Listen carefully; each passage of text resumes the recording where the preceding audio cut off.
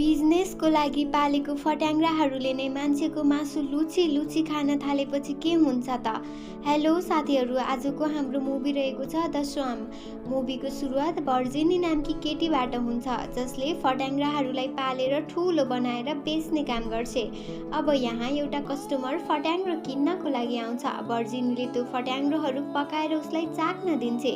कस्टमरलाई टेस्ट त निकै मिठो लाग्छ, तर फट्याङ्ग्रा निकै कम भएको कारण उ रिसाएर अबबाट म तिम्रोमा आउने छैन भन्छ। त्यसपछि भर्जिनी आफ्नो साथी करिमलाई फोन गरेर मेरो कस्टमरले फट्याङ्ग्रा किन्नको लागि इन्कार गरेका छन्, प्लिज मलाई मद्दत गर भन्छे।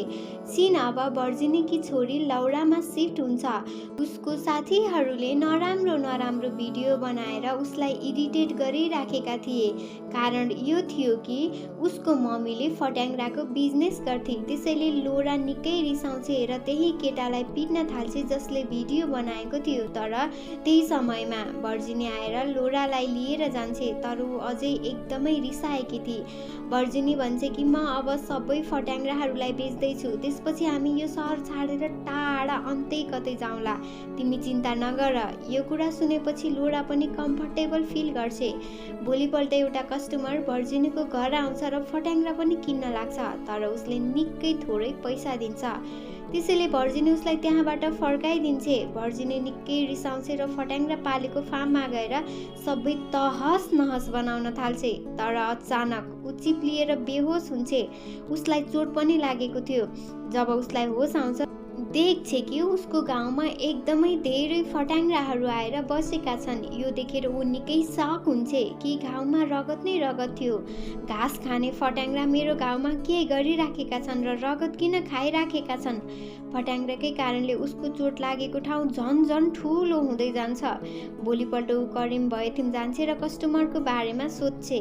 करिम भन्छ कि योभन्दा अघि आएको कस्टमर पनि मैले नै भनेर आएको थियो।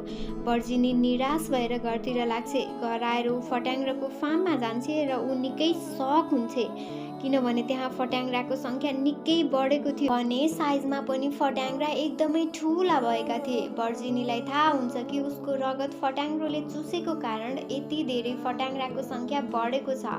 त्यसैले उसले आफ्नो हातमा लगाएको पट्टी खोल्छे र फेरि पनि फट्याङ्ग्राहरूलाई आफ्नो रगत चुस्न दिन्छे, जुन निकै दर्दनाक पीडा थियो। तर ऊ आफूलाई कन्ट्रोल गर्छे। उसको गाउँमा फट्याङ्ग्राको स्टिङ्स गढेका थिए, त्यसैले उसले स्टिङ्स झिक्न थाल्छे, जुन निकै पीडादायक थियो। भोलिपल्ट ऊ फेरि पनि फार्ममा जान्छे, जहाँ फट्याङ्ग्राको सङ्ख्या र साइज दुवै निकै धेरै बढेको थियो। उनीहरूको सङ्ख्या बढेको कारण भर्जिनी अर्को फर्म पनि बनाउन थाल्छे। भर्जिनीको छोराले नयाँ फर्मको झ्यालबाट फट्याङ्ग्रा हेर्न थाल्छ, तर लौरालाई भने निकै रिस उठ्छ, किनभने उसलाई थाहा हुन्छ कि उनीहरू यो ठाउँ छाडेर अब कहीँ जानेवाला छैनन्।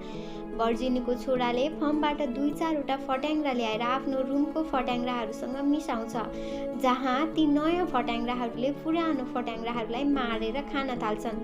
यता भर्जिनी फट्याङ्ग्राहरूलाई फेरि पनि रगत चुसाउँदैछे।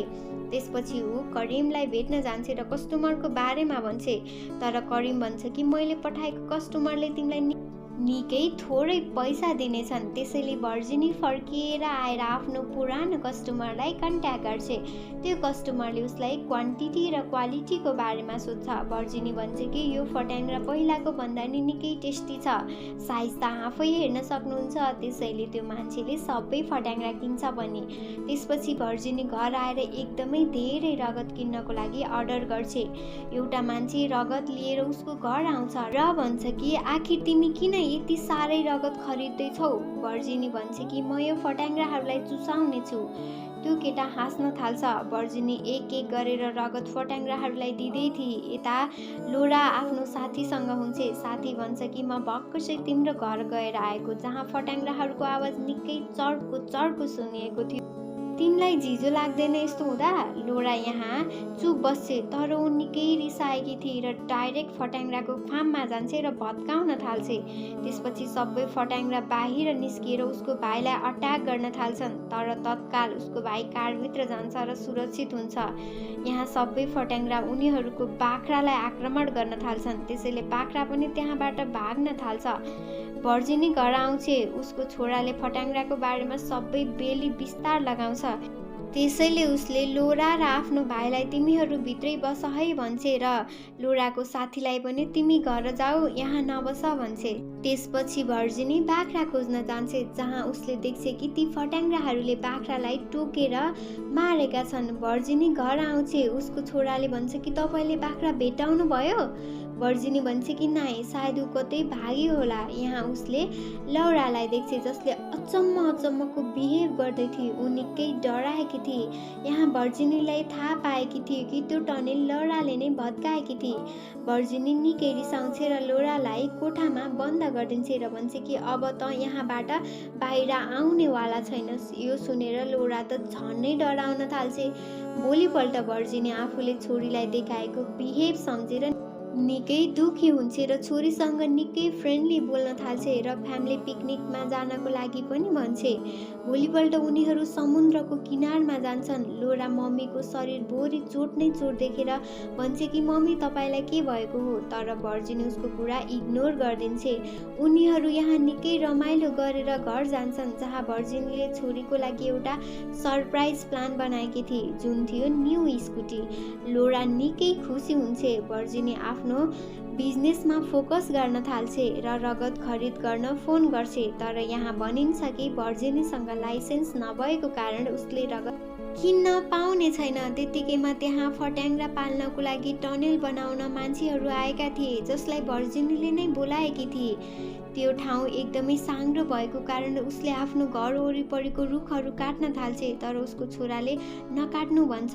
भर्जिनी निकै रिसाउँछे। अब भर्जिनी फट्याङ्ग्राहरूलाई रगत चुसाउन आफ्नो छाला काट्न थाल्छे। करिम भन्छ कि तिम्रो बिजनेस निकै अनौठो छ, जुन सुनेर भर्जिनी निकै रिसाउँछे र भन्छ कि तिमी यहाँ आएपछि म डिस्टर्ब हुन्छु, अर्को पटक आउँदा फोन गरेर मात्र आऊ है। यो कुरा सुनेर करिमलाई निकै नराम्रो लाग्छ र त्यहाँबाट तत्काल जान्छ। भर्जिनीले रगत एरेन्ज गर्न नसकेको कारण निकै चिन्तित थिए।